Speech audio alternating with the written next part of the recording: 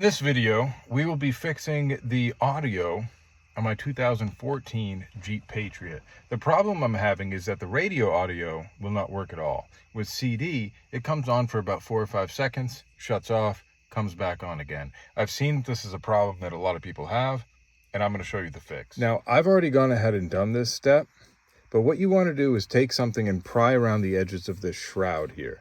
I used a putty knife, about a 2-inch putty knife. You don't want to use a flathead screwdriver. You're going to mess up your plastic. They do make plastic tools for this. You can invest in those if you want. But with a 2-inch putty knife, I was able to pop this off. It clicks in 2 places on the bottom, 2 places on the top. The whole thing comes off. You want to be careful when you take it off because that green connector there is connected to this. And it is just a push and pull connector. Once you've gotten to this point, there are 4 screws, one here, one here, one here, and one here. I've already gone ahead and taken that off. And what I did at this point is I went ahead and put the car in drive, and I'll put the brake on. Excuse the mess in my vehicle. So that way I can pull this out, right? And there are these connectors on the back. So at this point, I'm going to shut off the vehicle and I'm going to step away, and then I'll bring this whole thing inside. But the way these come off is these are just, you get your thumbnail into there and they pull off. And these, they've got a squeeze on the back. So it's just a push and pull. So I'll see you inside at the kitchen table. All right, so here we are. We have our radio. The first thing we're going to do is we're going to pop off the front. You can see that there are a few tabs here, and we are just going to work our way across the top with a flathead screwdriver and pop off all these tabs, and then the front comes right off. We'll set that aside, and then we're going to go to the back.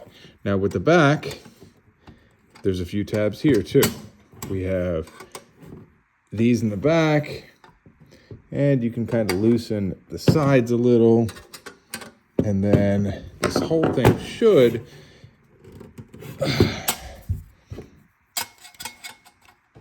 bear with me here.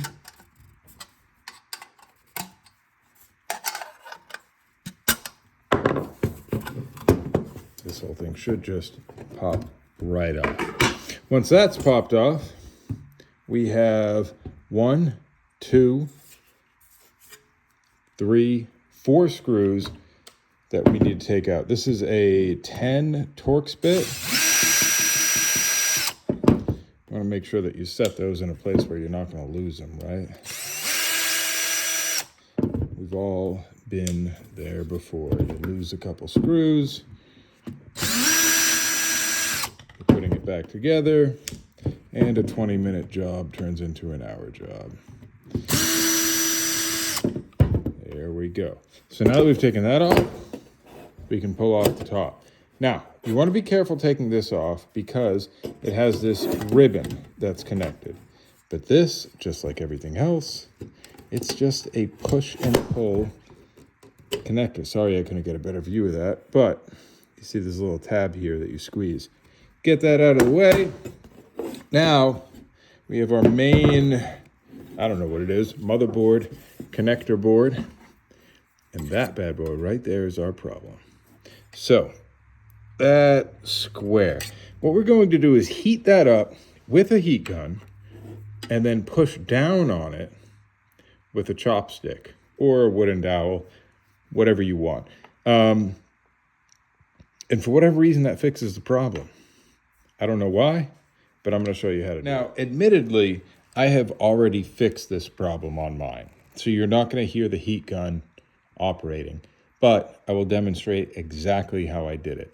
This is my $3 heat gun that I bought from a flea market, and because I don't have an adapter to direct the heat like a new one would probably come with, I made this out of a Red Bull can because I want to heat up just this little square component. Again, that's what we're working with. I want to heat that up and then press on it. So I will tell you, this is exactly how I did it. So I heated this up, a couple passes, let off, a little more, I let off, a little more, and then I let off. And then what I do is I press down on this, and I probably heat it up one more time. And then I just hold it down for about 15 seconds. And then once that is done, your radio is fixed. I guarantee it, your volume's gonna work properly. And that's it. It seems like for whatever reason, this piece, after about 100,000 miles, goes out, and it just needs some heat and to be adhered again. There's probably some type of glue that gives out. But yeah, comment and let me know if this fixed your problem, because I could not believe how simple and strange this fix was. And it literally cost me $3.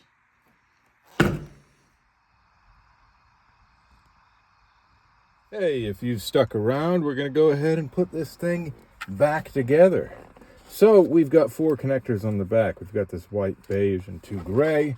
We're just gonna go ahead and pop those in here, here, here, and here. So we'll go ahead and do that. There's 1, 2, 3, and 4. Don't ask me what they do because I don't know. We'll go ahead and slide that into place. That looked a lot more rough than it should have been. Try our radio. And check that out, man. I mean, I didn't take a before video, but I promise you, it was not working. Try and find something good here.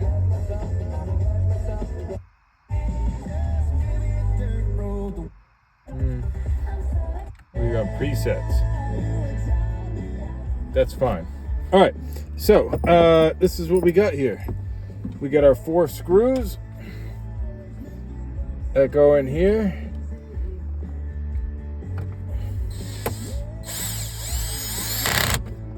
There's 1. I don't use screwdrivers anymore. I got this Porter cable drill, and I use it as my driver. And I'll tell you, man, everybody says they need DeWalt or Milwaukee. Porter cable, Harbor Freight, Amazon. That's the way to go. And then remember, we've got a connector here. So we'll pop this green connector back in. That is going to be for our heating and air conditioning. We've got these 3 tabs on the top. Those slide in first. And I actually haven't done this yet, but they should. That's it. We will, I probably need the key on for that, right?